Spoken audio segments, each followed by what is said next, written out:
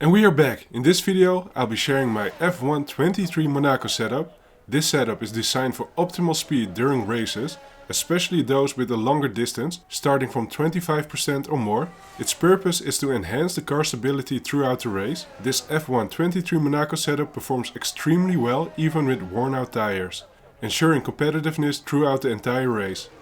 Before we dive into my Hotlap and setup, I'd like to mention that I share one or more setups daily on this channel, so to stay up to date with my latest F123 setups, be sure to subscribe to my channel so you never miss out. Alright, and now let's talk about my Hotlap, and I mainly want to focus on how great the game F123 is.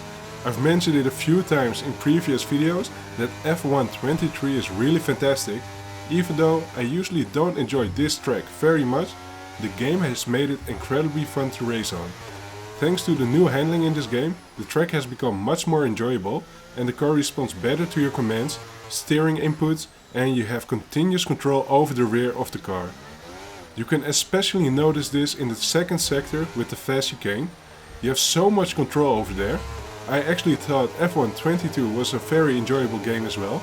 I achieved a lot and won several races and championships online. However, when I compare it to the handling of F123 now, it is so much more fun. Keep in mind that this lap is far from perfect, especially on Monaco. You have to push the car to the limits much more, and I made a mistake in this lap and touched the wall once.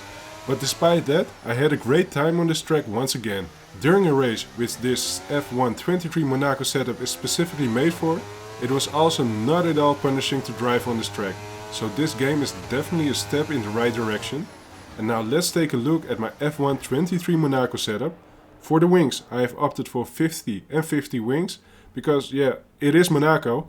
High top speed doesn't matter here and you just want a lot of grip and balance through the corners. So 50-50 is the best wing setup here.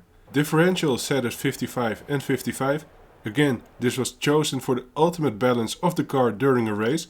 I personally find it very important to have a setup at Monaco where I can race through the streets with a lot of confidence. The combination of 55 and 55 gives me a lot of confidence during corner entry, mid-corner and the exit. For camber and toe I chose -2.8, -1, 0.05 and 0.25. This combination gave me the most balance during a race and reduced tire wear as well, and this is ideal for Monaco. The suspension is set to 40, 10, 6, 2 and 34, 38. The suspension is really important for any setup and I've chosen for a fairly low rear suspension to achieve better balance in the car. This change works well, especially during a race at Monaco, as you don't want the rear end to be too loose. If it's too loose, it is race over within a matter of seconds, especially at Monaco, and that is obviously not ideal. The brakes are set at 155%. Should you feel that your rear tires are locking up a bit, you can also increase them by one click to 56, but this was ideal for me. Lastly, the recommended tire pressure for the front tires is 22.1, while the rear tires is 20.0.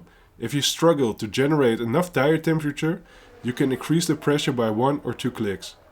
And that's my F123 Monaco setup. I had a great time racing on this track and I love to hear your thoughts on Monaco and F123. I'll be sharing new F123 setups as well as tips and tricks to improve your speed in this game every day.